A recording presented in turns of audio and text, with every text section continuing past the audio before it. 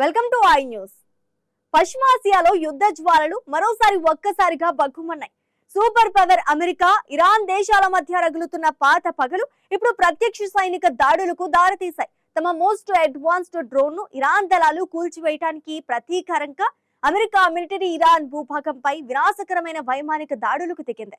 ఈ హైటెన్షన్ పరిణామం middle east తో కుదిరిన తాత్కాలిక కాల్పుల విరమణను పూర్తిగా ప్రమాదంలోకి నెట్టేసింది. ప్రపంచ వ్యాప్తంగా చమురు సరఫరాను శాసించే హర్మూజ్ జలసంధి వేదికగా చెలరేగుతున్న ఈ కొత్త ఆపరేషన్ పూర్తి వివరాలు ఈ స్పెషల్ స్టోరీలో చూద్దాం.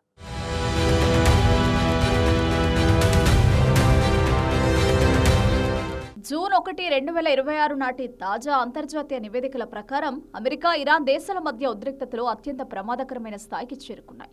అమెరికా త్రివిధ దళాలకు చెందిన అత్యంత powerful wing US central command Iran సైనిక స్థావరాలపై తాము భారీ దాడులు జరిపినట్లు అధికారికంగా ధృవీకరించింది. ఇరాన్లోని అత్యంత వ్యూహాత్మక ప్రాంతాలైన గోరుక్, కేష్మ్ ఐలాండ్లలో ఉన్న ఇరాన్ సైనిక రాడార్ కేంద్రాలు, అలాగే డ్రోన్ కమాండ్ అండ్ కంట్రోల్ రూములను టార్గెట్ చేస్తూ అమెరికా బలగాలు ఈ దాడులు నిర్వహించాయి.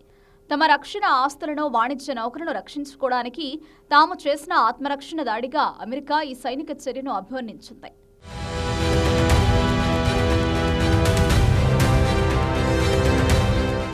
అయితే అమెరికా ఈ స్థాయిలో విరుచుకుపడడానికి బలమైన కారణమే ఉంది. అంతకుముందు ఇరాన్ దళాలు అమెరికాకు చెందిన మోస్ట్ పవర్ఫుల్ MQ-1 నిఘా డ్రోన్ను క్షిపణులతో కూల్చివేశాయి. ఈ ఘటనపై ఇరు దేశాల మధ్య తీవ్రమైన వాదోపవాదాలు నడుస్తున్నాయి. తమ డ్రోన్ అంతర్జాతీయ జలాలపై ప్రయాణిస్తుండగా ఇరాన్ అక్రమంగా కూల్చివేసిందని వాషింగ్టన్ ఆరోపిస్తుంటే, సదరు అమెరికన్ డ్రోన్ తమ ప్రాంతీయ ఆకాశంలోకి చొరబడి శత్రుత్వ మిషన్ రన్ చేస్తోందని, అందుకే దాన్ని కూల్చేశామని టెహ్రాన్ అధికారులు గట్టిగా వాదిస్తున్నారు. ఈ డ్రోన్ వివాదమే ఇప్పుడు ఇరు దేశాల మధ్య ప్రత్యక్ష దాడులకు దారితీసింది.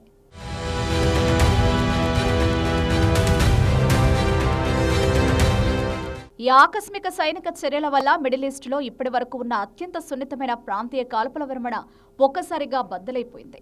శాంతిని స్థాపించడానికి అంతర్జాతీయంగా జరుగుతున్న దౌత్యపరమైన ప్రయత్నాలకు ఈ దాడులు పెద్ద ప్రతిబంధకంగా మారాయి. ప్రస్తుతం ప్రపంచంలోనే అత్యంత కీలకమైన వాణిజ్య మార్గమైన హర్మూజ్ జలసంధిలో ఇరు దేశాలు భారీగా నౌకాదళాలను, యుద్ధ విమానాలను మోహరిస్తూ పరస్పర సైనిక విన్యాసాలకు దిగుతున్నాయి. ఒకరినొకరు దురాక్రమణదారులుగా నిందించుకుంటూ ఏ క్షణంలోనైనా పూర్తిస్థాయి యుద్ధానికి దిగడానికి ఇరు దేశాలు సిద్ధపడుతుండటంతో టోటల్ గ్లోబల్ డిఫెన్స్ రంగం ఇప్పుడు తీవ్ర భయాందోళనలో మునిగిపోయింది.